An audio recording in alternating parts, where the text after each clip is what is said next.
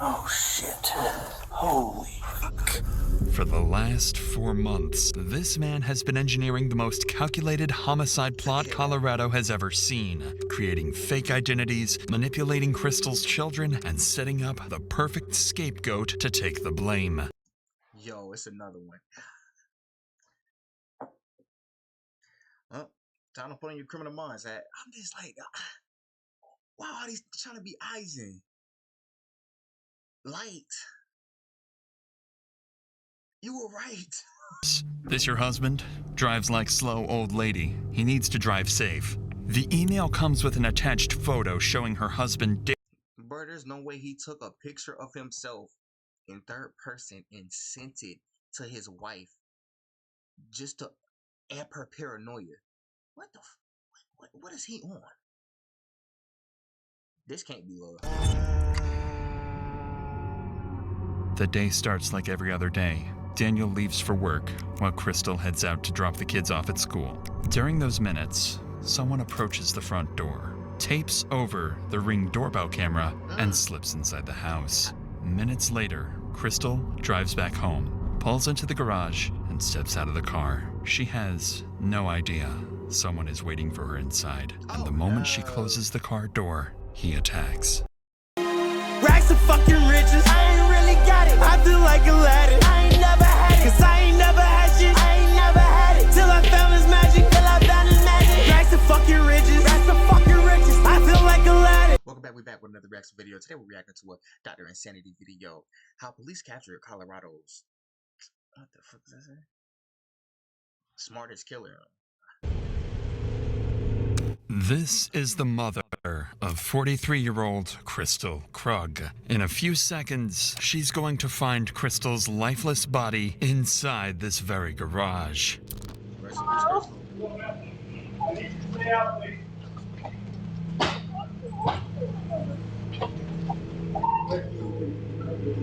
Why would y'all open the garage? And this is Daniel Krug, the man who killed her. He's... Bruh, I'm tired of this. Why can't just be some random mad? Nah, see that? Cause that's even scarier. Oh, nah. One time, a random up. Yeah, that is scarier. Like, damn, niggas just running up in random people's crib and, but at the same time, it's like your own husband, ain't? heading in for another normal workday, just minutes after leaving his wife's lifeless body hidden in the garage of their own home. Oh shit. Holy fuck. For the last 4 months, this man has been engineering the most calculated homicide plot Colorado has ever seen, creating fake identities, manipulating Crystal's children, and setting up the perfect scapegoat to take the blame. Yo, it's another one. Time to put on your criminal minds. I'm just like, wow, are these trying to be Eisen? Light. You were right. He believes his plan is bulletproof, that police will spend weeks chasing a ghost and eventually arrest someone else for the murder he committed. And despite nearly perfect detective work, his plan works exactly the way he intended. My husband said there was a dude who's been stalking her and threatened to kidnap her. Oh my god, this can't be true. I was the person who attacked her. Damn, Pops.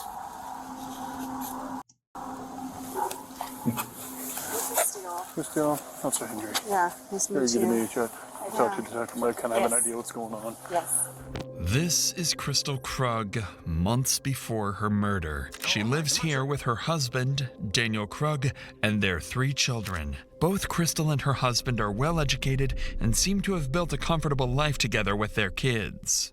But behind closed doors, something dark is happening that will destroy this beautiful family. All because Crystal's been dealing with a stalker obsessed with her, sending her constant threats and claiming to watch her every move. This officer is here to check her car for GPS trackers or anything that could explain how this stalker keeps finding her. In reality, the stalker is much closer closer than anyone could have imagined. You can see like it's a little bit dirty, so I can see red marks, but like my street looks like this all the time. There's no one out there. Like I know the normal cars. Yeah. So I don't know where he's following from. Okay. I can only assume a tracker. Nothing jumps out at me. I know, I didn't either. I'm hoping it's just meant to mess with me. The officer continues searching the vehicle top to bottom, but finds nothing suspicious. So before leaving, he offers Crystal a few safety recommendations and reassures her that they'll keep looking into her case. Not long in the course of the investigation, Broomfield police receive another call, this time from Crystal's husband, Daniel, reporting a break-in at his home. An officer is dispatched to check things out. Unknowingly, this encounter will be the start of one of the most calculated murders the United States has ever seen. Hey, how's it going? Yeah, definitely. I'm Officer Chauncey. I'm Dan. Nice to meet you. Johnson, nice to meet you. So, as I pulled in, I saw someone run out, jump over my gate, Okay. and take off that way. Got it. I didn't think to call you until my wife got home recently, and we realized the spare key that we keep in the garage isn't there. Okay. According to What? That's just, it's a flag to me. It's not a red flag. It's like a cautionary flag. I guess a yellow flag. Like, brother, what the are you talking about? You said you didn't think to call the police after you seen somebody allegedly get into your home and then jump over the gate.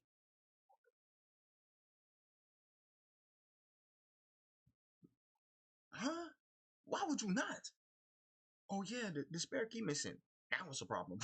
Daniel, the only thing that's gone is their spare house key. If someone stole that, it means they aren't done and might have plans to come back at some point. The officer advises Daniel to change their locks immediately, while police look into who this intruder might be. What no one realizes tonight is that this is no random incident. It's the opening move in a plan that's been forming for months. And this break-in is just step one. 9 days after Daniel reports the break-in, his wife Crystal wakes up to another uneasy morning. For weeks now, she's been receiving strange anonymous messages and a growing sense that Saw your ad still looking. Bro, what ad? What's going on? someone out there has an eye on her. Until now, none of it had a name attached, but a faceless presence that kept getting closer. But today, that changes. As Crystal gets the kids ready for school, makes her morning coffee, and heads out for work, her phone buzzes. She glances at the screen and sees a name she hasn't thought about in more than 20 years. Jack Anthony Holland, a man she dated briefly as a teenager. The message is short, crude, completely out of nowhere. Hi, Crystal. It's Anthony. Hope it's okay I looked you up. I go to Boulder every few weeks and thought we could hook up. You game? At first, I didn't think much of it. The two last spoke years ago, and even then he was harmless. So she ignores it and moves on. But the next day, everything changes. Are you there? You should say yes when I offer pity.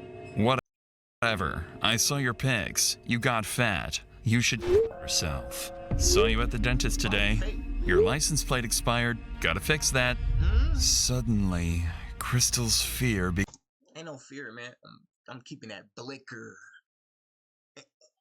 The blicker. becomes reality, and she begins living with the terrifying possibility that she's being watched. And now, she's certain Anthony is the one who's been harassing her for weeks. She becomes hypervigilant, installs cameras around the home, dash cams in her car, and Not to be an asshole. Why are you waiting this long? Why are you waiting this long? Would have been had to file on the first break-in attempt. Would have probably had it before that, but it's a whole nother thing. I understand there's kids, but put it in the safe. And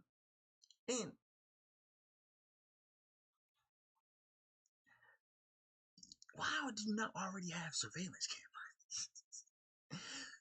Like, the way y'all telling the story is like we're in 2008. There's no way. There's no way you don't already have surveillance camera. Even though this is all a plot by your husband. This is crazy. Starts carrying a concealed handgun everywhere she goes. By late October, Crystal's barely sleeping. She keeps a spreadsheet of her stalker log, documenting every message she gets. Then, almost a month later, a new email from Anthony confirms her worst fears. This your husband? Drives like slow old lady. He needs to drive safe. The email comes with an attached photo showing her husband.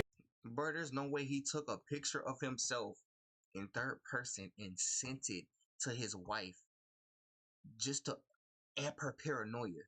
What the what is he on? This can't be love. Daniel at his workplace. Now the stalker isn't just targeting Crystal. He's coming after her family. Crystal realizes she can't handle this alone, so she hires a private investigator to track down Anthony's addresses and digital history. Then, on Halloween night, she calls the police. So, how can I help you tonight? What's going on? Yeah, so I have an ex from a very long time ago who has occasionally found me on social media, and it's never been an issue until this month. So this month, I have received numerous text messages, and then today I got an email that is very threatening, and it escalated to the point that he took a recent picture of my husband at his work location. So the stalking is getting a little too aggressive at this point in time. Okay. So Rest in peace. Now it's getting aggressive. Now the stalking is getting aggressive. Man, what are you talking? I guess he thought it was a game or something like that. Once he say, "I'll see you at the dentist, brother," it's over with. I'm calling the police. If they can't do nothing, we gotta go find these. my last contact with this individual was 5 years ago, where I told him I was happily married. I had no interest in what he kept contacting me. He kind of blew things up and then blocked me. I blocked him, haven't heard from him since. After explaining everything to the officer, she documents each detail and forwards the case to the department's investigative unit. Within hours, the file lands on the desk of Detective Andrew Martinez, a seasoned investigator who's worked some of Broomfield's toughest cases, including abductions and violent crimes. Martinez schedules a formal meeting with Crystal for the following week, hoping to get a clearer picture of what exactly is happening and who this Anthony really is. When she sits down with Martinez, the situation has already escalated far beyond what Crystal first reported. So, I mean, like, he saw, like, full pictures of my family, of my kids. Like, I locked down my profile real fast after this, because it was pretty alarming, right? Where he's like, we're meant to be together, and my family loves that we're talking. And I'm like, whoa, you think that we're, like, in a relationship? So I shut it down real hard. I said, this is really creepy for me. You need to stop. And he got, like, real emotional, and then blocked me. I'm like, good. And I blocked him, and I'm like, and then I shut down Facebook entirely. The one development that I have, I did get the full-blown report from the PI. Problem, and you'll see this in this report, there are tons of phone numbers associated with him. There are tons of addresses. He moves everywhere and between like 3 different states. As Crystal walks the detective through her evidence, 2 details immediately stand out. First, her stalker isn't just texting her from random numbers. He's using multiple phone lines and different digital identities, finding ways to reach her even after she changes her information. Whoever this is, they're persistent, resourceful, and frighteningly determined. Second, Or right next to you, so they know all of the ways to contact you, because it's your husband. Damn it, rest in peace. Like, damn, I guess she just made a bad choice in who she married. She should have never interacted with this, because he don't care. He clearly do not care. her ex-boyfriend, Anthony Holland, is tied to several addresses and multiple phone numbers. Whether it's instability or an attempt to stay off the grid, it convinces Martinez that Crystal is dealing with someone who either doesn't want to be found or someone who's planning something far worse. Brother slinging packs. With all of this in mind, Martinez wraps the interview with Crystal and begins the digital side of the investigation. He sends warrants to service providers, requesting phone records, email logs, and account information to track down the stalker. Unfortunately for Martinez, these companies will make a mistake that will soon prove deadly. While waiting for the digital evidence to come back, Martinez decides to follow up on something else. The garage break-in Daniel reported back in September when a stranger supposedly stole their spare house key. He brings Daniel in for a formal interview, wanting to know whether he's noticed anyone following him, but instead of clarifying things, Martinez is about to learn something far more unsettling about the Krug household. Yes, at what point did she tell you that he recontacted her this last time? It was either November 1st or November 2nd. It was after she had gotten a picture of me at work that she brought me up to speed on that. Gotcha, okay. Jeez, And the first Joey. contact that he initially made with her was back on October 2nd. I guess why that month gap, do you think, before she told you? I'm sure she has mentioned to you that she and I are going through a rough patch, kind of on the rocks. So probably didn't seem that pressing until it was. And she didn't mention that to me, that you guys were having a rough time currently. Are you guys in the process of separating, getting divorced, or working through things? To be determined. My brother Matthew is a cop, so I have a retractable asp steel baton. Yeah. Did nobody ask you that? He asked you a direct question. When you start doing like that, it makes me think.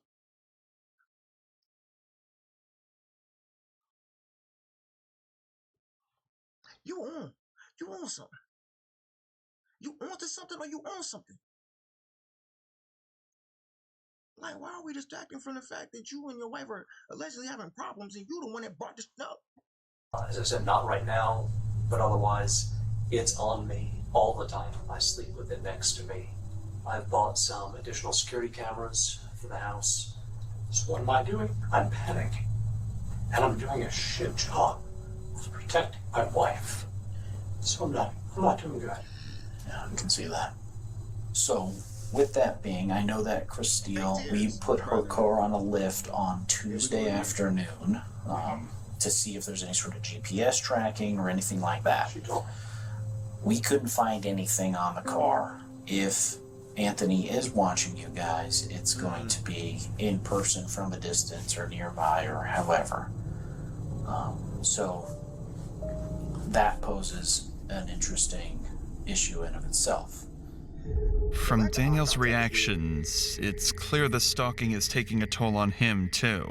His wife is terrified, his family feels haunted, and he's struggling to understand how any of this is happening. Detective Martinez wraps up the interview, but something Daniel said lingers in the back of his mind. He revealed that he didn't know about the stalking for almost a month, not until Crystal finally showed him the email with the photo taken outside his workplace. So Martinez decides to look deeper into the family dynamic, and what he finds is concerning. He learns that the couple have been going through a rough patch recently. Nothing hostile or dangerous, but they were trying to work things out, doing what they believed was best for their kids and holding their family together the best they could. Yeah, man, fight the good fight. No, it's not a good fight. What are you doing? You know what happens. You know how this ends. Yeah, don't fight the good fight. Y'all should have broke up. How much the stalker seems to know about their lives, Martinez briefly wonders if someone inside the home might be manipulating the situation. And for a moment, he even considers the possibility that Daniel might be messing with his wife as some twisted way of trying to fix their marriage. But that idea is quickly dismissed. Oh, because if he stops the stalker, hero complex. No. Well, not hero complex for him, but he becomes a hero to her, and then she has like more bonds and trauma bonds with the nigga, so therefore he can manipulate her. It's weird. He's a weirdo, but I'm saying, like, with that could possibly be a plot, and I'm just finessing off of Jake being a weirdo or overly intrusive, however you want to view it. There is no evidence backing any of it, and all signs still point to Anthony. Not to mention, Crystal herself is fully convinced her ex is behind the stalking campaign. Throughout November, the harassment continues to escalate with more messages and threats. Crystal continues documenting everything and constantly monitors her cameras. By early December, she finally receives a message that gives her the smallest breath of air. Hey, gorgeous. I can't visit you anymore. No more Colorado time. My girlfriend doesn't want us talking without her. She says you'll let the cops get me after you get rid of him. For the first time in weeks, Crystal and her family feel a brief sense of relief. It sounds like Anthony is backing off, maybe even leaving the state. But in reality, this is just the stalker's final move to make them drop their guard before he strikes. The day starts like every other day. Daniel leaves for work, while Crystal heads out to drop the kids off at school. During those minutes, someone approaches the front door, tapes over the Ring doorbell camera, and slips inside the house. Minutes later, Crystal drives back home, pulls into the garage, and steps out of the car. She has no idea someone is waiting for her inside, and the moment she closes the car door, he attacks. The stalker strikes Crystal in the head, stabs her, and leaves her bleeding on the floor. After months of plotting, this is the moment he'd been waiting for. Later that morning, Daniel tries calling Crystal from his office, but she doesn't answer or respond to texts. Hours pass, and there's still no... Nah, there's no way. Here's the thing. I know he's probably thinking, why would I call the police? If I call the police and whoever did it, or I mean, I thought he did it, but and whoever did it, because he wants her gone. So whoever did it, I mean, I might as well just wait so that when she's actually gone, then I'll call the police. But if you actually cared about your wife, one, why are we not moving out of the state? That's not an option. All right, cool. Let me call the police after she doesn't answer the phone and the text messages because she's been bothered by the stalker thing for months. Sign of her, so Daniel finally decides to call police. Springfield Dispatcher's meeting. Hi there. My name is Dan Krug. I don't think this is an emergency, but this feels really weird. Okay. My wife isn't responding to text messages or phone calls. Okay. We've had threats against us. We have both been targeted by a stalker. Okay. Threats have been made against my life. Okay. And threatening to like kidnap her, which is why I'm nervous that she's not answering me. Within minutes of Daniel's call, an officer is dispatched to the Krug residence to check on Crystal. At the same time, Daniel also calls Crystal's mother, asking her to go check on her daughter, sending her straight into the worst moment of her life. While she makes her way there, the officer reaches the house first. Hello. Oh, I'm their neighbor, and they called me. Like, can you go see if she'll answer the Oh, yeah, he sent us as well, so. I'm like, I don't know. Just next door? Okay. All right, well, you got this. All righty, man. Appreciate it. Man, kick the door down. What? You're tripping.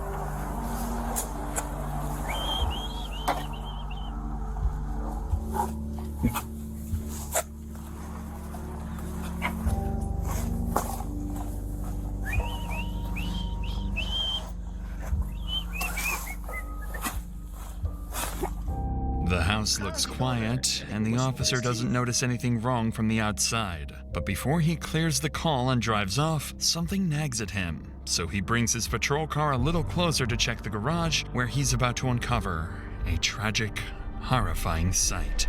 How does he open the garage?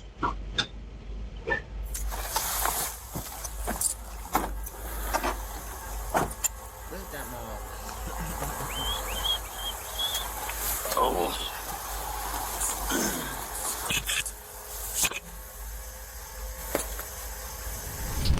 officer leans in for a closer look, he spots a body lying on the floor. No way, this is not a safety hazard. Yo, he twisted his ankle wrong. Somebody pop out on him and surprise him. Bro, he's breaking his shit. Motionless, with blood smeared across the wall.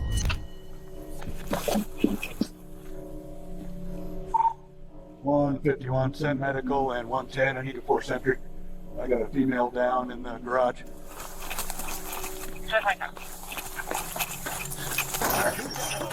Brookfield Police! Brookfield Police! How's she getting moved?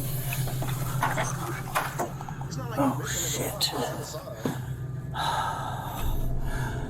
Holy shit.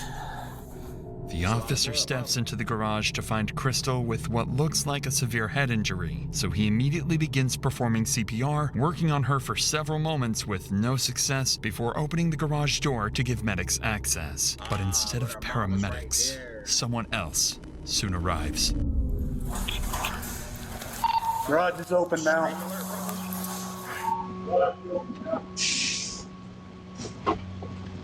Hello? Hello, ma'am. I need you to stay out, please. Okay.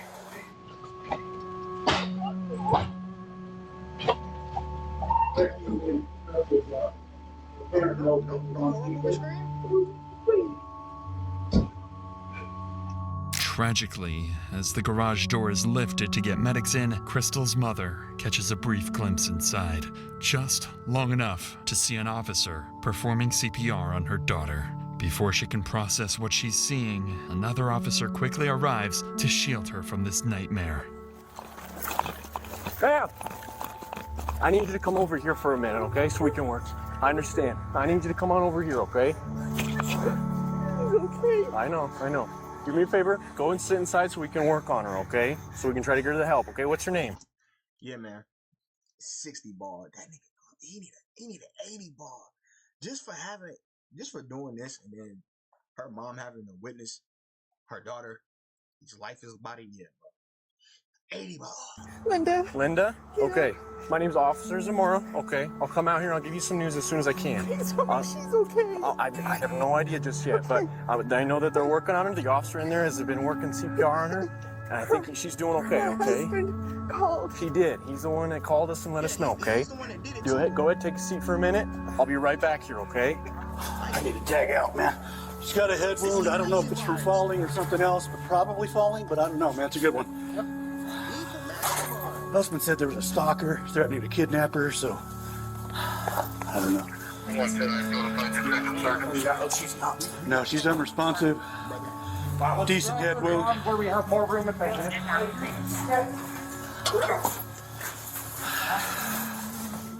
While medics continue working on Crystal inside the garage, an officer stands outside reassuring a distressed woman who's just arrived, unaware that this is Crystal's mother. She's shaken and terrified by the horrors she witnessed inside the garage. Linda would later learn that none of this was random, and finding her daughter like this was always part of a twisted plan.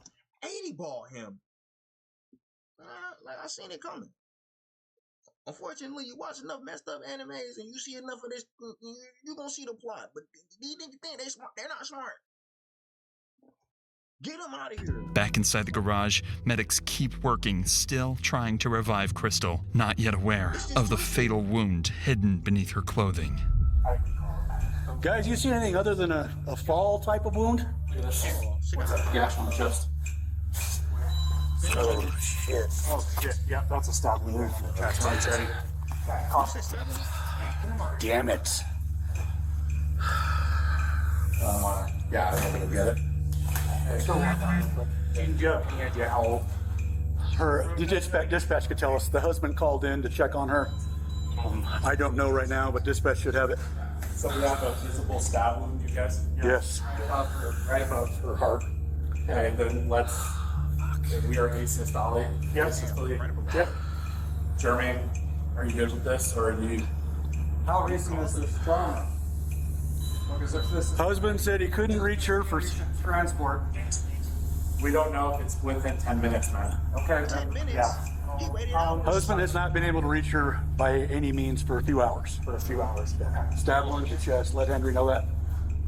Medics work for only a few minutes before realizing there's nothing more they can do. Beside Crystal's body, tucked inside her purse, the officer notices a handgun she never even had time to reach for. With the immediate area secure, officers... It's like, bro, you in your home, and there's no signs of forced entry, so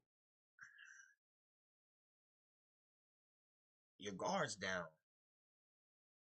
Unfortunate. Spread out throughout the house, searching every room for the attacker, but no one is inside. And as officers step outside the home, they start noticing small details that don't line up with an impulsive crime.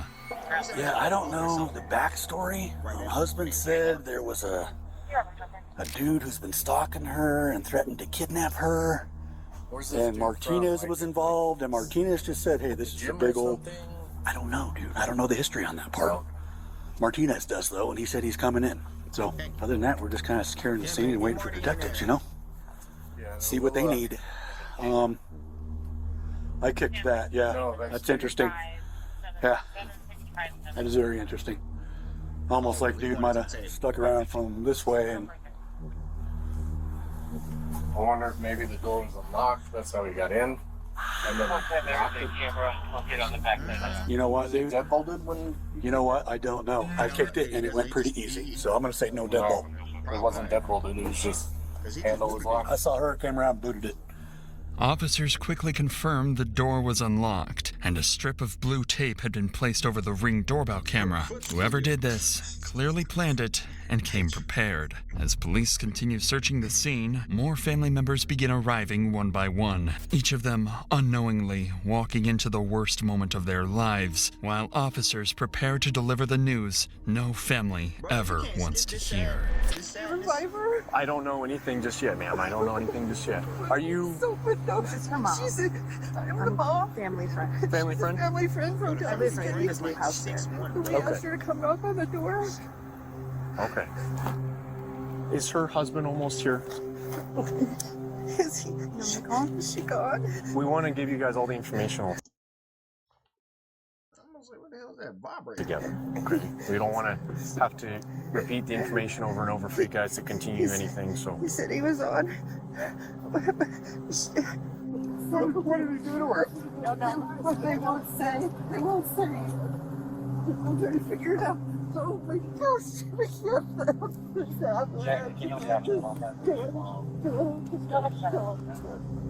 Who's in charge of the doctor? We'd like to know what happened. Absolutely, and as soon as someone frees up who can tell you, I'll send them your way, okay? Our son's on his way. Is this your daughter, sir, or your daughter-in-law? That was my daughter. It's your daughter, and so her brother's on his way. Everybody gotta see some food. All because of the husband. With Crystal's father and brother now at the scene, the weight of what's happened settles over the family, and it grows heavier by the minute. The only person missing is Crystal's husband, Daniel, the man who feared he wouldn't be able to protect her for weeks. Now he's on his way to find out those fears have come true. As they wait for him, detectives arrive at the scene and begin coordinating their next steps to hunt down whoever did this. Little do they know, the killer they're looking for is still in the area, much closer than they think. So I pulled my car around to the garage just to see if her car was in the garage. And I immediately saw her at the base of the stairs, a blood smear on the wall. And I came around and... Bro, they should put that on some police shoes, bro. That should be the new Michael Jordan pose what they had. And booted the front door. It turns out it wasn't locked. There's also a piece of masking tape over the Ring camera. Almost like somebody approached from the side and taped it. That's electric tape. And then maybe she opened the door for somebody. First thing I noticed was an obvious head wound. They noticed after tearing the shirt and everything off, she had a good stab wound right there. So that's what we got. Husband should be here any minute. Okay, so I need another detective up here to start working with canvassing. I need you to stay here, and Martinez is coming here, so he'll be good. With that, I want you and Martinez to work on this. I'm going to give... Martinez was working on the stalking before. Yeah. Here's the thing. Well, we got to be careful of it. We have to be careful. We don't know. Anybody that's here It still smells crack, so we need to be sure that we stay focused on that. Yep. As investigators discuss plans to interview Crystal's family and her husband Daniel, he arrives on scene, cutting the conversation short. And right away, he makes it clear to everyone that I fell down to my knee when the Lord came. Oh, this nigga is putting on this is performative. This right here. I know y'all young this spamming that, but this is the performance of a lifetime. Like, he's trying to get away with crocodile tears. This is some bullshit. he's nothing more than a devastated victim, overwhelmed by what's happened to his wife. Okay, I need you to stay back, sir. This is my house. I understand. I need you to stay back here. Family's over here. Family's over here.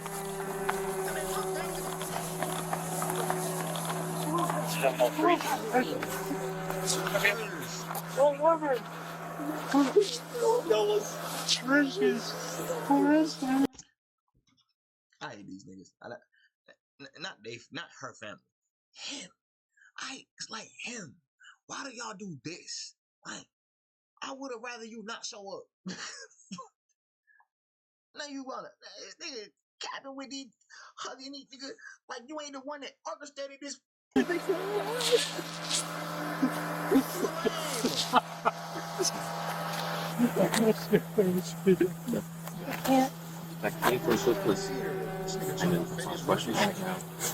Fortunately, we don't have a lot of answers for you.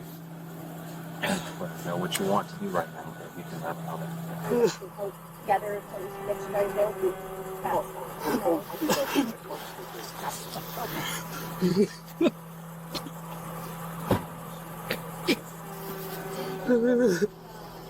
He's conflict.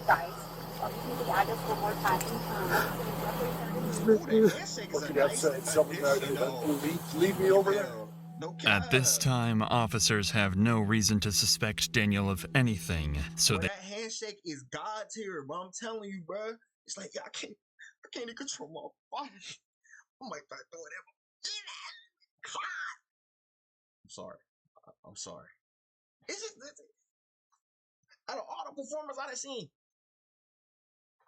it's up there. I can't tell tears from the camera though. Like I can't. If I could see them closer and see I'm like, he putting on the show. You're not gonna get a Grammy though. You're getting an 80 ball. They treat him with care as he goes through this traumatic moment. But beneath that devastation lies a cold, heartless man. Because Daniel knows exactly what happened inside that garage. And Daniel is the killer himself. Every tear and shaking breath is part of his act. One he will continue selling to police and Crystal's family, standing just a few feet away. Like, this right here is Tupac and Juice, man. Pulled up the Raheem funeral. Looked at Raheem's sister like he was trying to smile Raheem's sister. Hugged on the mama. Like he ain't popped that nigga. It's white Pac. Yeah.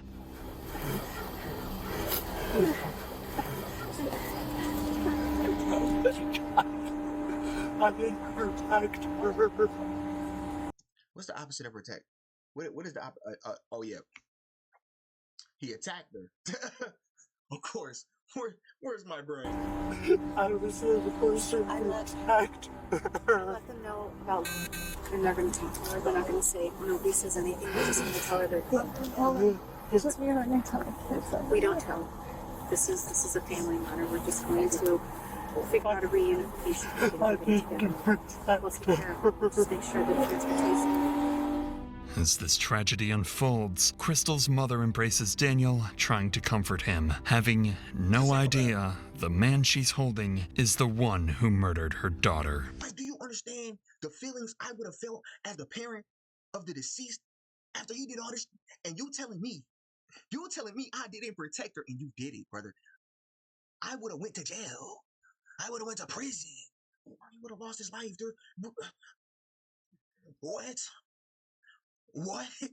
Unfortunately for officers, the hardest part of the job still isn't over. As the family grieves outside the home, a detective is sent to the school to pick up Crystal's children, who still have no idea what happened to their mother. When the detective finds Crystal's eldest daughter, she's already shaken. She's been watching the live camera feed on her phone and saw enough to know something terrible happened. But what she tells the detective next is what truly alarms her. Her mother's stalker has been hinting at something far darker recently, and he might have deadly plans for the rest of the family. My phone.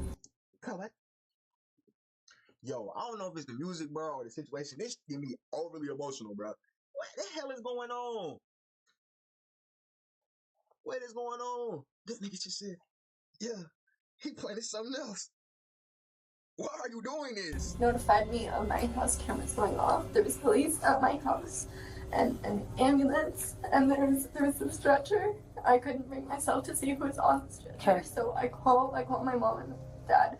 My dad picks up and he's crying. They're probably about 7 minutes away. Okay. I'm not gonna lie, something happened. Okay. That's why you're here. Okay. So you know what's going on? I do, but I can't. I'm not gonna tell you. Okay. Because we're still actively investigating what's going on out there. So I don't want to give you wrong information. That's the last thing I want to do. Okay. What has been going on at home?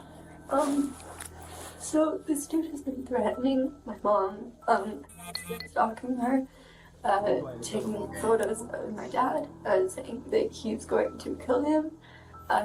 Who do we know who this person is? Did he really say that though? Hold on. This your husband drives like an old lady. Can't believe you want to, but not mine. That's actual.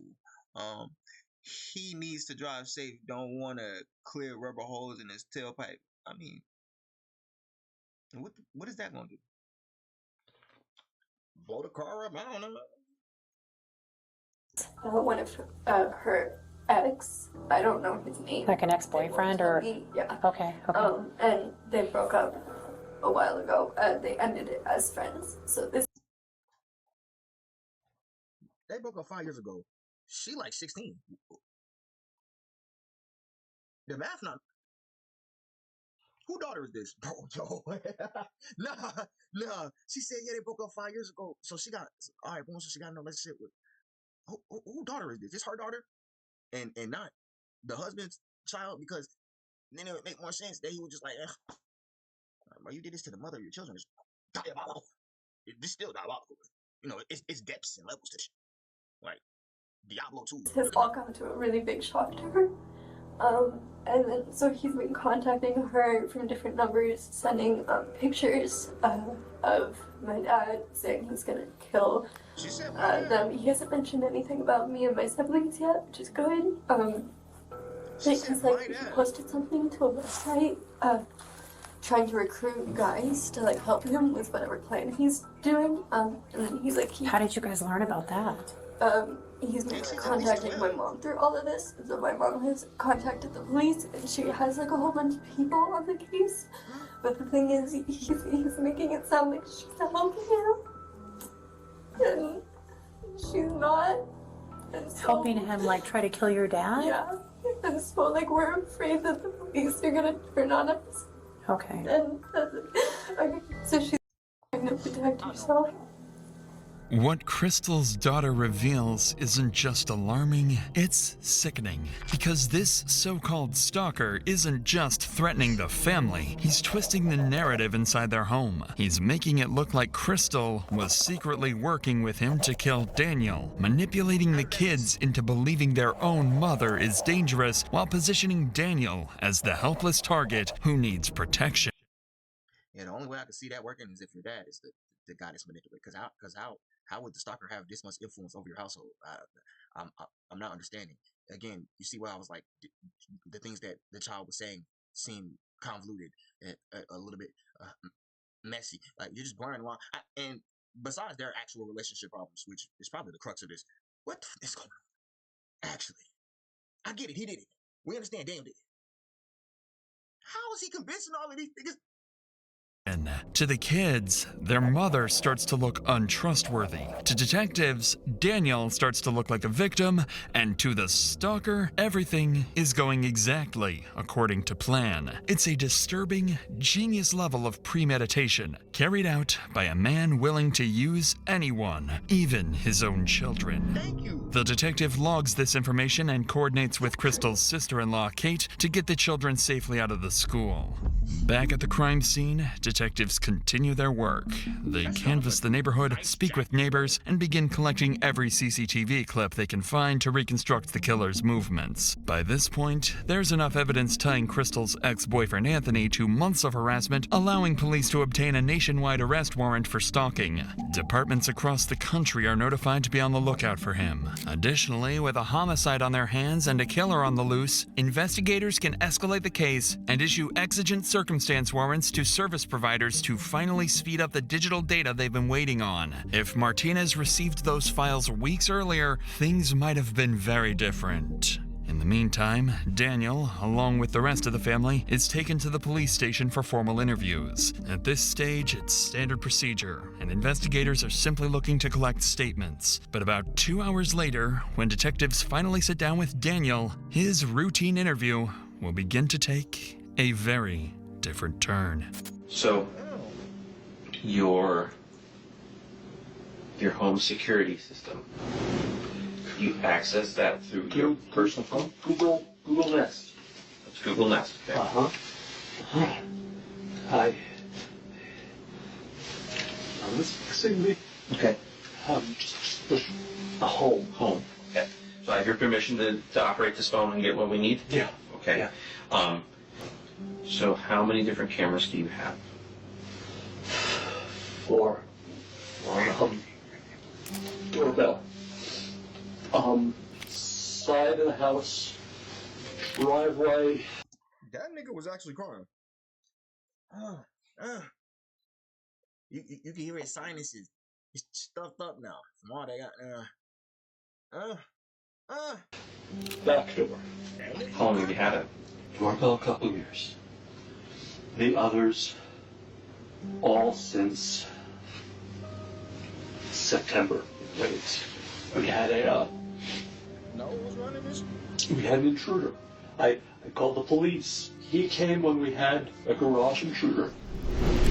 A month after Daniel reported the garage intruder back in September is when the stalking first began. And by then, the couple had already installed multiple cameras around the house, plus their Ring doorbell. But even with all that security, and after police confirmed they had no GPS trackers on their cars, the stalker still found a way to follow them, sending Crystal a photo of Daniel walking into work and texting her about seeing her at How is there no reflection in that picture? I'm so confused. Confirmed they had no GPS trackers on their cars, the stalker still found a way to follow them, sending Crystal a Say the stalker's in a car, right? Where are the reflections of that person taking a picture? There are 2 mirrors right here. What? How the there should be a reflection off of this window right here in the back. You should be able to see somebody taking this picture. Anyway. photo of Daniel walking into work and texting her about seeing her at the dentist. So as the detective scrolls through the surveillance footage to understand the timeline, he notices something strange that catches Daniel off guard. So when do your cameras go off? Do you ever have them set to turn off? 24/7. Okay. They don't turn off. If you lose internet or in the app, you can turn them off. And who has the ability to turn off the cameras? Who has the ability to go in the app and turn these off? Christine, me, and God, it's all right. It's all right, Dan. Home shows all 4. Oh, and perfect. Home. I can settings. Okay. Oh, just us. Just us. Okay. It's us. The detective's question here isn't by chance. It's prompted by something peculiar he noticed on the Well, Nick, I know Christine didn't turn them off. So that just leaves you.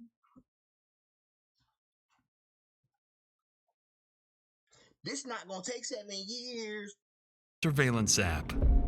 All of the home's cameras shut off at 8:15 a.m. and they stay off until 10:15 a.m. Only the camera pointed outside the garage remains active during that entire 2-hour window. This instantly narrows the murder time frame to those 2 hours. Just then, Martinez finally arrives at the interview room. He's the lead detective who's been handling Crystal's stalking case for months, and now that case has become something far worse. He sits down with her devastated husband, feeling the weight of the loss they both couldn't prevent. They didn't save Crystal, they couldn't protect her, and now they're here, mourning her loss, trying to piece together what happened. I've had to protect her. It's not your fault. I was supposed to protect her. I'm convinced he practiced this in the mirror, bro. This is his most convincing, this is his most convincing charade. I don't know how many hours he put into practicing this, but he's crazy. Don't get me wrong, I'm not congratulating him, but the effort into being a fucking weirdo is just, you were determined to be a weirdo. I can't hate the effort. I wish it was something more productive, but hey, whatever, brother. It's not your fault. I'm sorry I didn't answer. I actually wasn't in today. As Daniel breaks down, something catches Martinez's attention. Daniel is crying, but there are no tears. The detective finds it strange and more than a little concerning. But what you mean, bro? I ain't gonna lie. I think he dropped a lot of them tears earlier. I'm gonna keep it a stat. And maybe he should have saved some of them for this instance right here. But I'm like 33% sure he was teared up, because before, when I heard him talk, he didn't sound stuffy in the nose, brother. You only get that when you start doing whatever. Let's get to it. Wanting to probe deeper, Martinez asks for a moment alone with Daniel to see what's really going on beneath the surface. And the moment he starts asking questions, things get heated, fast. I know you said that you don't think that there was somebody else. She said. Okay. Why do you keep asking? I'm just trying to put everything together to kind of get a bigger picture, because you said that she's been acting kind of weird lately and, being very secretive and withholding of information for you. So I'm just trying to understand, I guess, so we can backtrack what she's been doing this past month. Martinez's question here is telling of what he's thinking. He's not ruling out Daniel as a possible suspect. After all, the couple were going through a separation period, and this is meant to probe whether jealousy or something else. Look at them. Yeah, bro, it looked like they would have been a happy couple if this wasn't weird. You know what I mean? Look, she all unknowing. This is sad. It's like, oh, I had innocence, and then he robbed me of my life and my happiness. 90 ball. Get at me, girl. 90 ball. Else could have played a role in Crystal's death. Sensing the tension in Daniel's response, the detective decides not to press any further. But as they step out for a quick break, Daniel says something that makes it obvious he struck a nerve. I've seen enough of this. See what I'm saying? It's always the husband. I get it. After detectives collect the initial information from Daniel, his children finally arrive at the police department. They still don't know what happened to their mother, only that something is very, very wrong. Daniel is notified of their arrival and given a choice. Should he be the one to tell them, or leave it to officers and Crystal's family? Instead of letting someone else deliver the news, Daniel insists on telling them himself.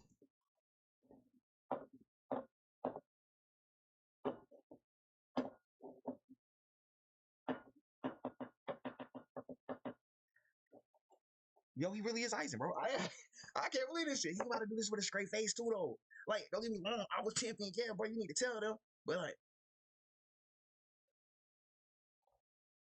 y'all got this shit on cam? We can't wait till later. Nah, deadass. Like, this is about to happen in the police station. What the fuck? What the fuck? Nah, this is supposed to happen on somebody else's time. What the hell? A decision that appears compassionate on the surface. Yeah, until you know that he killed her. I mean, I think regardless of the situation, for me personally, I'm still gonna tell my kids. Like, I'm still gonna tell them, even if I did it. I don't think that's crazy. I'm sorry. Like, nigga, own up to what you did, gang. Facts. I couldn't protect her. That what your ass been screaming all goddamn day, so look, stand on that. Whole ass nigga. But underneath, it's a way for him to control the narrative and shape how his children see him. See, he's just a scumbag. That's different.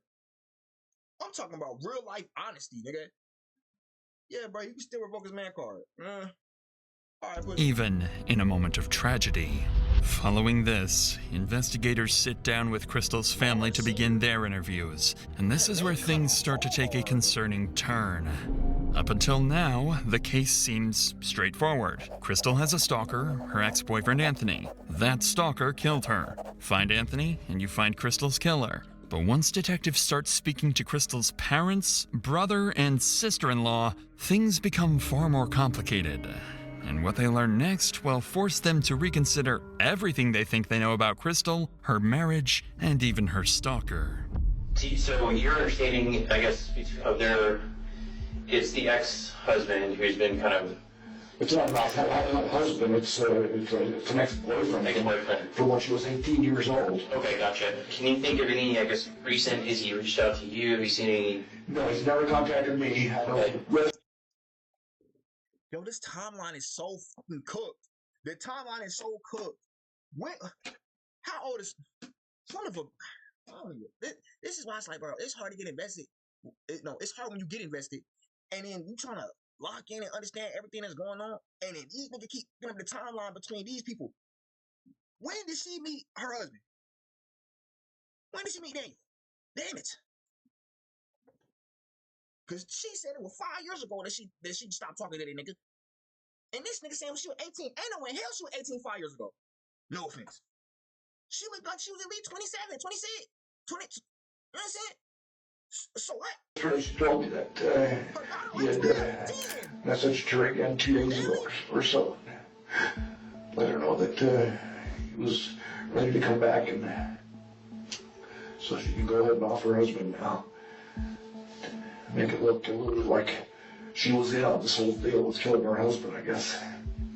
Do you think there's anything doesn't feel right, doesn't seem right, something that, I don't know, you just feel like might be important to our investigation? I don't know, I know that Christine was very concerned and worried about this guy, and I just always felt like it was there was something weird about it, but I can't put my finger on it. It just, I feel like she had said that it was this Anthony guy, that it seemed very different than past behavior in him, that he was never sexual in the past, and that these were very hypersexual things. And so I think even at one point she was questioning whether it was actually him. I don't know if you necessarily know anything more about that, but they just also just kind of mentioned you guys are kind of close, and just see if maybe some sort of insight on that at all. Insight on their marriage? Or just, was there issues going on? Were they having problems? Was there, kind of anything that was kind of... She had shared with me that they had separated. Okay. But were still living together a year ago. And... I think that's weird. I'm not gonna lie. I get it. You're probably trying to keep the normalcy up for the kids and shit, but nigga, we separated living in the same house. I had asked her... It's bound to be some type of hatred. Not hatred, man. That's crazy. Contempt breeding somewhere. There's no way you could just. And we. All right. Cool. If she over text, if she had, if she believed that it was Anthony, but she didn't believe at the time that I was asking her that it was anybody but Anthony. She was fully convinced that it was Anthony. Okay. My mom has always been suspicious, and I just don't know where that comes from. Okay. Can you elaborate on that? Suspicious how, or... My mom? Yeah. Suspicious. I don't know, because she... It's the difficulty finding Anthony. Why is it so hard to find Anthony? Why can't either, cell phone records or IP stuff? So my mom had that frustration, and so I think her mind starts to wander towards, conspiracy type things, right? Of oh, maybe it's the husband, or maybe it's Dan, and... And I don't know, I don't see it there just because, I don't know, Dan just seems so incapable of doing something like that to me. Why do you say that? I don't know, I talked to him and I just hung out and talked for like 2 hours. And he was like very concerned about like getting his family together and talking about being vigilant but not paranoid. Even though Crystal's brother Lars sounds skeptical of his mother's suspicions, she isn't exactly wrong, as, on the surface, it makes no sense that Anthony couldn't be tracked down for months. Lars would also go on to explain that Crystal and Daniel saw their marriage very differently. Crystal wanted out, Daniel didn't, and the family seemed to view their relationship as dysfunctional, but not. Nigga, is that Pat Connaughton? Bro, you gotta stop, nigga. Hold on. Is that Pat Connaughton?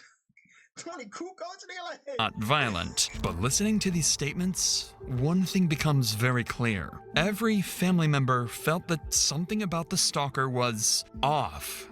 There was a shared intuition they couldn't quite articulate. And when detectives sit down with Crystal's mother, she makes that suspicion very clear. I know you said, and I kind of learned on seeing that she was married, had 3 children. Her life was hell when she left months and last year. Her husband and her were not in good terms. He was in complete denial. She'd tell me how he was. Did she ever give you insight on what kind of led her to feel like her marriage was over, or? Dad is explosive, but I've never seen him, hurt her. He would hurt the kids, but, some people think corporal punishment is okay with kids. But he would hurt the kids. She was worried about that. I don't want to say it's a dad. But she told me he was in denial, but she told him his marriage was over, but she would stay until graduated. I have this gut I can't shake with him. What's that feeling telling you? I can't shake this question. Is he the one that's been doing this with Anthony? Needless to say, hinting that Daniel might somehow be involved with the stalker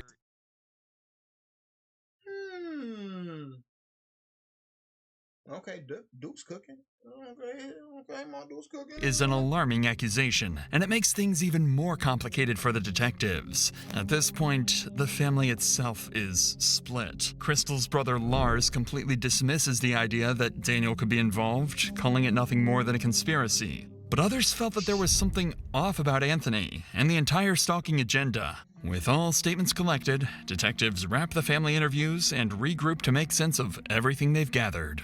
By combining everything they've learned, detectives land on a clearer picture of where the investigation now stands. The family interviews raised enough concern, and there was enough tension in the marriage that detectives decide they can't rule out Daniel yet, and he officially becomes a potential suspect. But even with Daniel now on the radar, Anthony remains as the obvious prime suspect in Crystal's homicide. His threats and weeks-long stalking campaign still place him at the center of the investigation. With that in mind, detectives know their next move.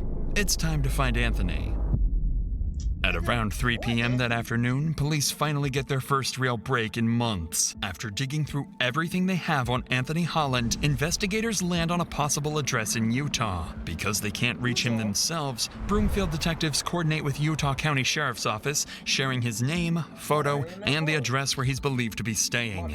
Up until now, Anthony has only existed as a name in emails and threats, a distant figure who no one has actually seen. So when officers finally get a hit on his location, it becomes the first real chance to confront the man they've been hunting for months.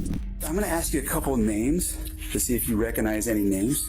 Okay. Have you ever heard of the name Crystal Krug? She may have been Grimsrod when you knew her. Yeah.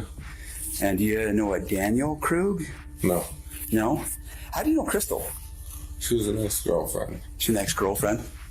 How long's the ex? Like how long ago? 1999. Oh, so like a long while ago. She was my very first girlfriend ever. Oh, okay.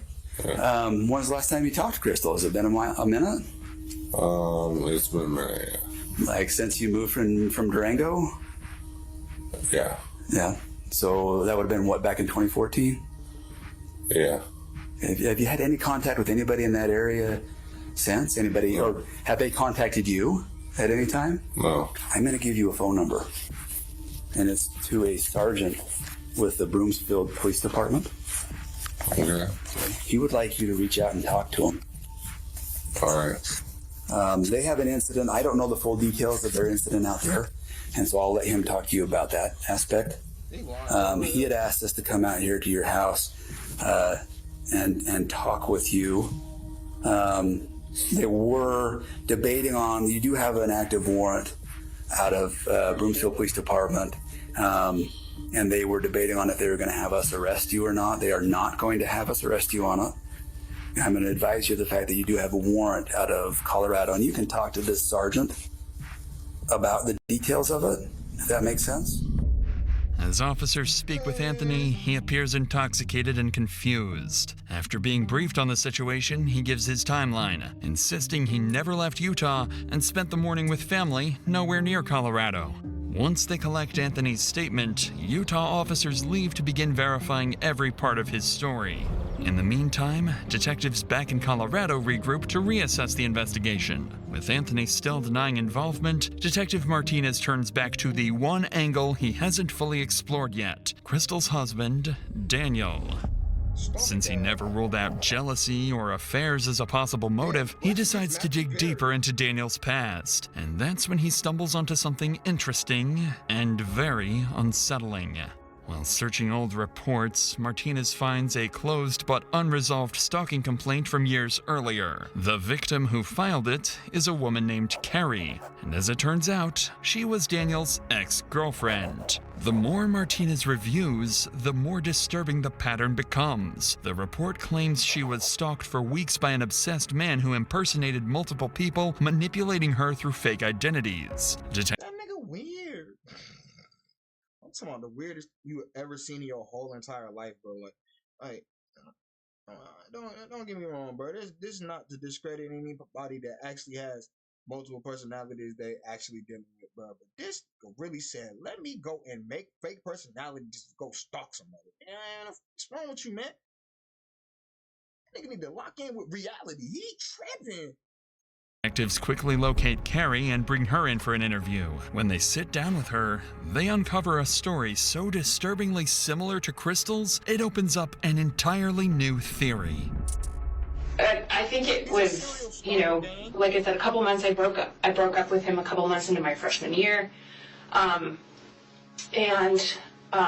He, he was pretty emotional, I would say. Sort of desperation would maybe be a word I would use to describe after the breakup of, please don't do this, kind of, crying, that sort of thing, that I can recall.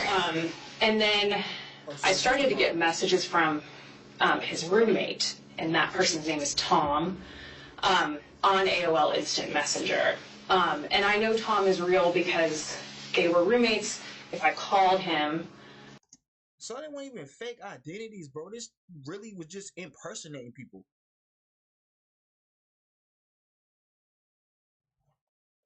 What in the prep?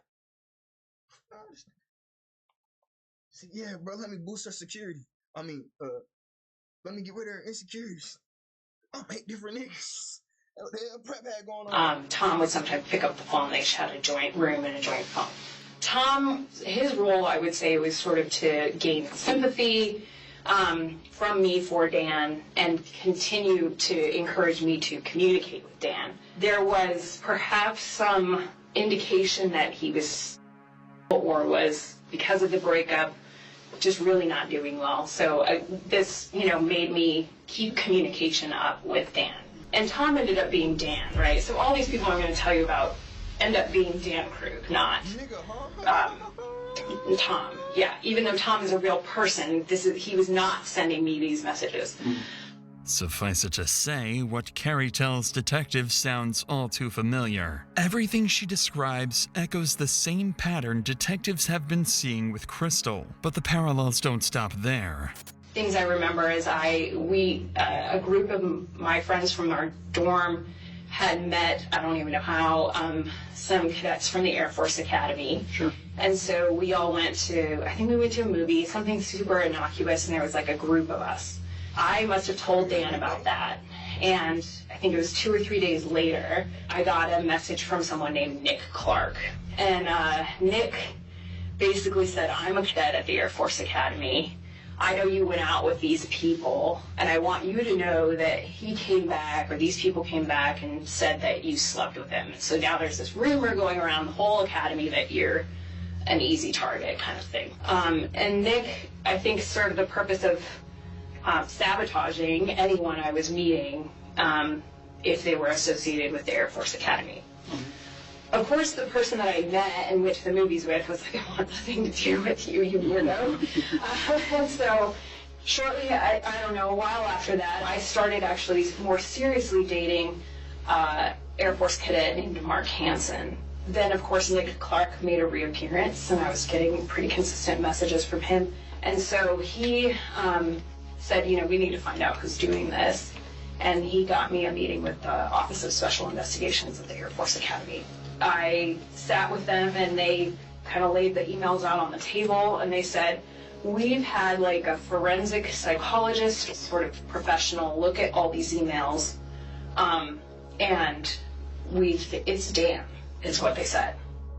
Carrie would go on to explain that despite their suspicions, there was never enough evidence tying Daniel back to the messages she received then. Everything had been sent from a public library, and because of that, her accusations remained just that, suspicions. But even without proof, the similarities between the two women's experiences are impossible to ignore. And for the first time, detectives begin considering a fourth possibility they never imagined. What if Daniel has been playing everyone? What if he's been impersonating Anthony? What if he's always been the architect behind the entire stalking campaign?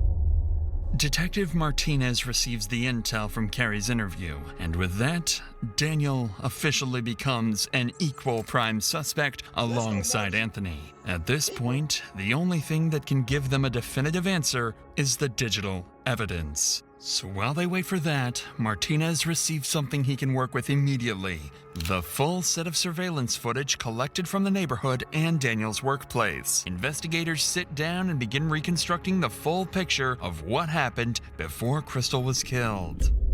Shortly before 8 a.m., Crystal arrives home after dropping off the kids. She pulls into the garage, closes the door, and everything looks normal. Minutes later, at 8:15 a.m., the entire security system goes offline. Every camera except the outside garage camera is taken down for the next 2 hours. At 8:25 a.m., that lone camera records something deeply concerning. Daniel leaves the house to go to work later than he normally does, and shortly after the time medical examiners believe Crystal was killed. From there, workplace footage shows Daniel moving through the building around 9 a.m., greeting coworkers and appearing completely normal, as if nothing had happened at home. And when investigators check footage from surrounding houses, they find no one approaching the property all morning. Everything about the timeline makes Daniel look more suspicious by the minute. With all these new developments, detectives bring Daniel back in for another interview. He walks in expecting routine procedural follow-ups, completely unaware of how much has changed since the last time he sat in this room. This is when Daniel's months-long, carefully crafted plan begins to crumble. This time, Detective Martinez walks in with a completely different energy than before. He's no longer feeling Daniel out. He's here with one clear objective: confront him with what's been uncovered and see if his version of events finally breaks. All right. How you feeling right now? Just kind of about everything. No. No. Everything hurts. I feel like I have two different. I'm about to spark the boy on this dumbass nigga. He said I'm numb, but he said everything hurts. That's the dumb. This nigga's singing. Linkin Park lyrics. What? My hair got go. Oh, damn, that hurt. Yeah, bro, he tripping. Like, what is he talking about? That's the most contradictory statement I ever heard. That was a pure oxymoron if I ever heard it. The nigga, everything hurts, but he feels numb. Niggas want to be rappers so bad. The voices going through my head right now. I have my brother Matthew. Yeah, I've mentioned him. He's the sheriff's lieutenant. And I have his voice saying, talk to the police. And in typical cop fashion, you married a prosecutor. So I have Lynn's voice in my head going, get a fucking lawyer. I just want this to be done. I just don't want it. Right away, Daniel doesn't open the interview casually. He opens it with a calculated trick. By hinting at getting a lawyer, he's warning detectives, push too hard, and this interview is over. That's clever, but Martinez has a counterplan. Instead of confronting him, he'll pivot the conversation to his relationship with Crystal, making it feel like safer ground to get Daniel comfortable and talking. But if Daniel had any motive to take Crystal out of the picture, this is where it would surface. Well, I'm sure, especially you guys are trying to work together to be safe, keep your family safe, keep your... As dysfunctional as it is, you still both have the common goal of keeping it safe, right? I had her as a partner to protect the family, but it didn't feel like a partner who valued me. And I told her at that point, I told her I didn't want to die for someone who didn't care about me anymore. That's really hard. I was hurting when I said that. And what I wanted was her to say she cared about me. She did. Although Daniel is being honest about Nigga playing mind games. Look, man. Just say what you mean and mean what you say on Jesus. Tired of y'all, man. what was going on in their marriage, to detectives, moments like this only add to their suspicions. Resentment, rejection, a failing marriage, these are all things that, in the wrong circumstances, can turn into a motive. And this is exactly where the interview takes a sharp turn. What Daniel doesn't know yet is that since his last interview, detectives received something they kept secret for this exact moment. One of the tech companies finally responded to their urgent warrants and provided some of the digital data they needed. And as it turns out, the emails the stalker had been sending, the messages that terrorized Crystal for weeks, were coming from somewhere much closer to home. One of the things that we really started looking into today in an effort to find Anthony is the Gmail. So some of that information that we've been able to receive today is a little bit concerning, I guess. The Gmail account, the Kickman account that you guys initially received with the photo of you in it, and the phone number, What the f is it? those originated through their IP addresses at your office. Back them up. Doesn't make any sense. It makes all the sense. Well, he took the photo of me at my office. But both of those accounts originated from IP addresses that list back to your office. There are Wi-Fi access throughout the facility for employees, and there's public Wi-Fi access throughout the entire facility. Right now, we're working with the director to get all of the IP information to see what devices were using that specific address during that time. Because I guess the biggest concern is just the timing of everything, that it just doesn't quite make sense to have somebody create an account, take a photo, and then immediately send it off, and then the account is no longer being used. None of this makes any sense. Daniel looks thrown off. Unsure where Martinez is going with this, the emails tied to the stalker connect back to Daniel's workplace, a detail he clearly didn't expect detectives to know. He seems nervous, but still cooperative. So detectives decide it's time to push further, because they have something else they withheld from Daniel until now. During the investigation into Anthony's alibi, officers in Utah forwarded something small but important.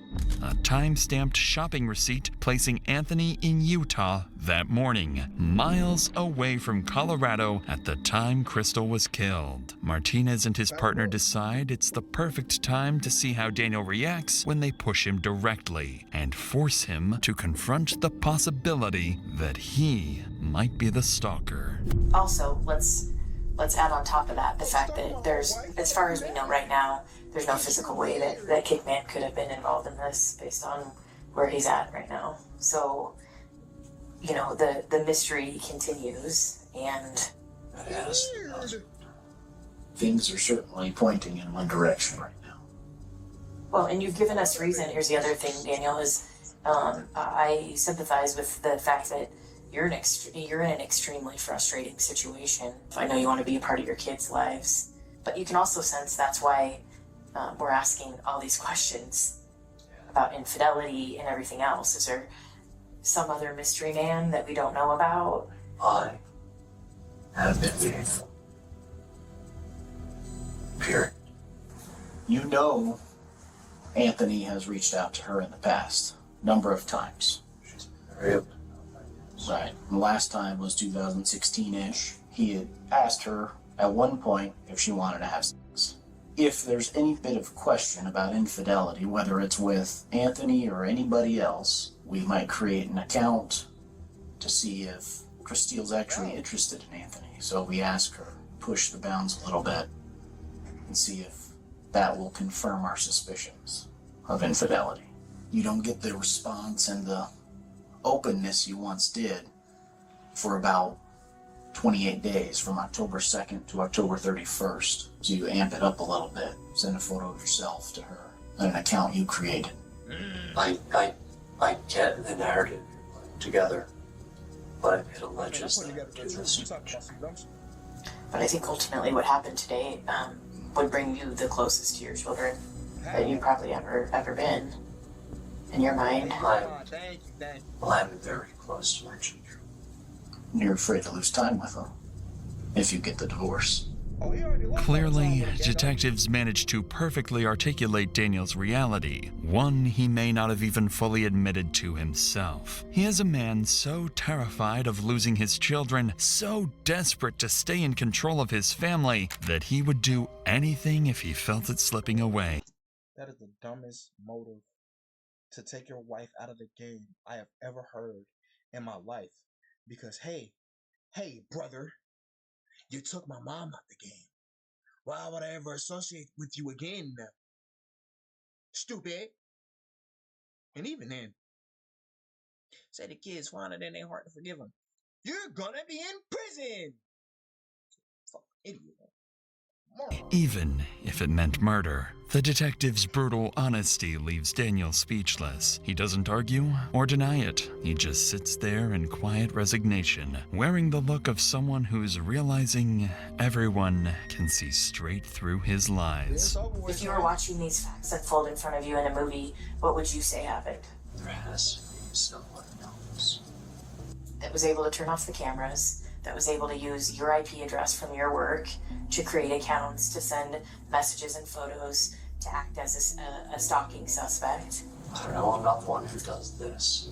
I'm analytical at work, and I read and write fiction at home. I don't do crime drama. I don't know what any of this is. Kickman is 6.5 hour drive. And then, in fact, he was contacted in his house, severely intoxicated. There's no way he could have made that drive. All this time that we've been looking for him, for the protection order, and you just found him today, like that. They've been chasing the wrong dog. It sounds like you're accused. We have a lot of information that points your direction, And we were hoping that you could provide explanation other than it wasn't me. I don't have a narrative or a story that I can offer you because I thought we were on the same side. What would you think, or what would you say if we told you that other people you talked to that are close to your wife expressed that she had maybe told them that she suspected you of having... She said that right to my face, that she wanted to know if it was me. I told her no. But I think there's more to the story. Like, I don't know, it just doesn't, it's not adding up. I'd like to know what happened this morning. I'd like to know me too. What caused you to get so upset to hurt your wife, because I believe that's what happened. Well, I want to know. We haven't been there to know, and there's only one person in this room that can tell us. I think you got confirmation or found out that she had a boyfriend this morning, or something happened that pissed you off, and you did something that you regret now because you can't go back. I've answered all of your questions that I can. You have your theory. Please find the right one. You're done. As calm as he's been this entire interview, Daniel finally decides he's had enough and drops the act. His story has crumbled. Detectives see straight through his lies, and he knows it. With nothing left to cling to, Daniel quietly asks for an attorney, and the interview comes to an end. Even though he continues insisting he's innocent, there's one detail Daniel admits on his own. One no one even knew about until now. Crystal herself confronted him about being the stalker. Hearing that from Daniel's own mouth hits Martin. Damn, where did that spit of the timeline? Like, maybe he was just gonna do the stalker act, do the stalker routine to make her seem crazy. That way, when he, I was say apply for a divorce. Do you apply for a divorce? Basically, when he get the divorce set up, it's like, yeah, the kid's gonna have to stay with me because she's crazy. I could see that being the plot. It's not work. It didn't work clearly because she was like, is it you? Then he said, nah, it can't be me. Then he said, damn, she's on to me. Well, gonna have to do plan Z. Is hard, because to him, that sounds like the kind of confrontation that could have pushed everything over the edge. But without hard proof, detectives can't yet say Daniel is truly responsible. So with the interview over, Daniel is processed for physical evidence and escorted out of the police station. But before he leaves, he turns back and tells detectives one final thing. I won't be glad you did this.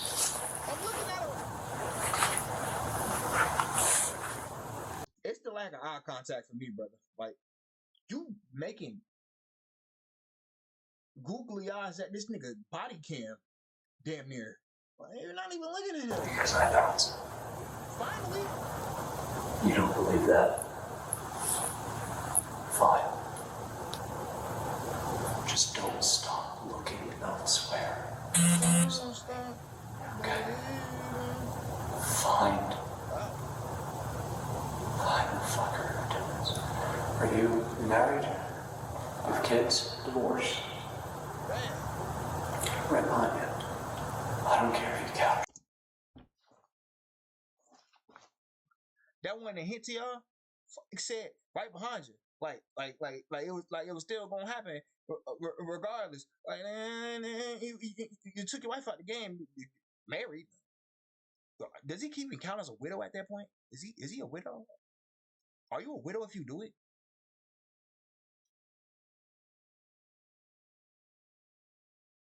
Damn, that's a good question. I get. Are you a widow if you do it? A black widow, I guess. Last motherfucker today. He took my children's mother for Christmas. Over the next 2 days,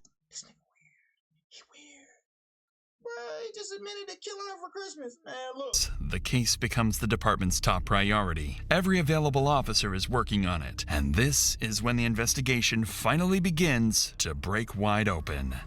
Officers in Utah finally finish verifying Anthony's alibi. They find surveillance footage showing him in Utah at the time of Crystal's murder, and there are no travel records or license plate pings placing him anywhere near Colorado. Then, the last of the digital evidence arrives, and this time, it's overwhelming. The burner phones used to send the threatening messages to Crystal were purchased with a Visa gift card registered under Daniel Krug's name, and cell tower records show those burner phones were always in the same location as Daniel's personal phone, meaning he was carrying both.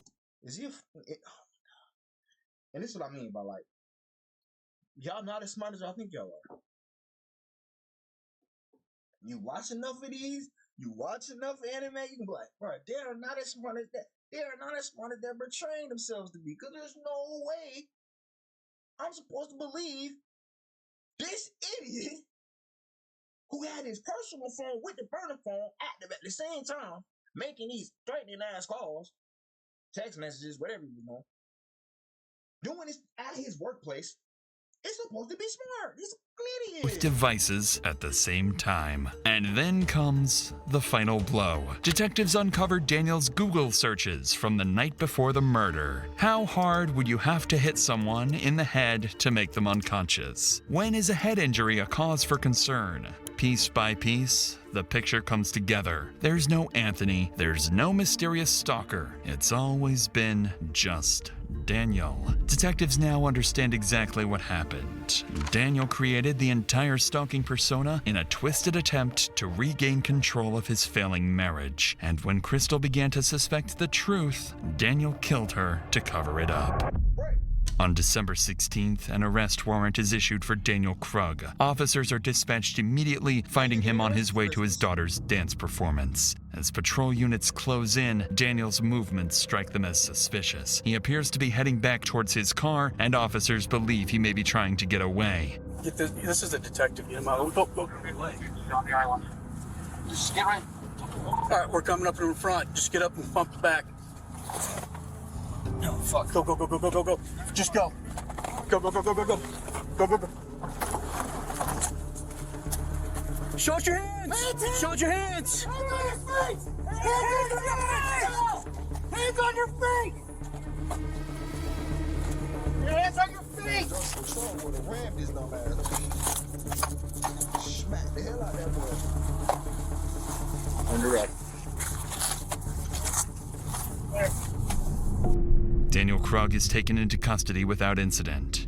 In the weeks that follow, police finish their work. The digital forensic evidence, the surveillance timeline, the phone data, all of it leads back to the same person. Investigators become certain that Daniel Krug acted alone. He created a fake stalker, framed an ex-boyfriend, manipulated his wife, his children, and law enforcement. Before the case reaches trial, Daniel formally pleads not guilty. In April of 2025, his case moves into the courtroom. The story prosecutors present is devastatingly clear. This was about Dan losing control. He was not in love with Christelle, and that resentment had turned to rage by the time we get to December 14th. Think about what he did to her. You don't do that to somebody you love. Think about the absolute nightmare and hell that he made the last few months of her life. On the other hand, Daniel's defense argues that there was no physical evidence placing him at the crime scene and that he could not have been the killer. We know the physical evidence. And there is an enormous disconnect between that and the circumstantial picture the prosecution wants you to believe. Mr. Krug did not kill his wife. He did not commit these crimes. Yeah, you're right, because he was separated from her. So how y'all not married at that point? I mean, y'all are, but y'all aren't. So, yeah. He didn't kill his wife that he was committed to, no. After both sides make their case, the jury deliberates for nearly 2 days, and on April 17th, 2025, they return with their verdict. We, the jury, find the defendant guilty of murder in the first degree. Daniel is found guilty of first-degree murder, stalking, and criminal impersonation. He is sentenced to life in prison without the possibility.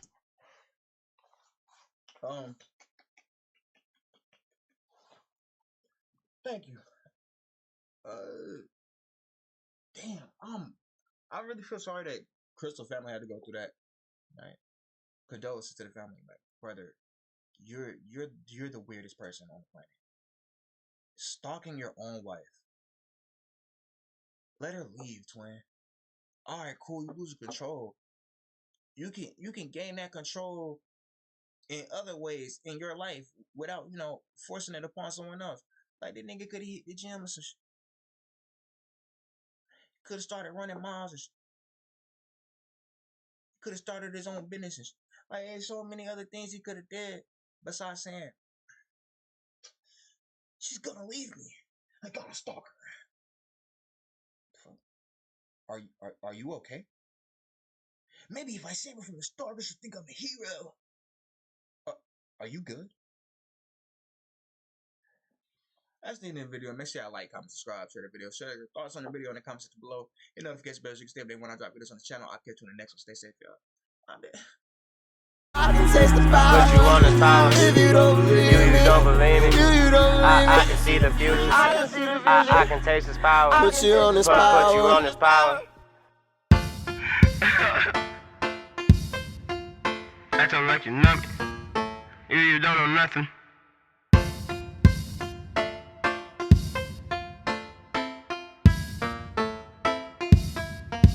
All my hoes is Yoshis. Smoking, dodging police, feeling kinda groovy. I might spit a movie. You don't believe me. I can see the future, acting like you know me. I can see the future. Quickest way for me to get away. I need some access to some motion. New and clear and royal.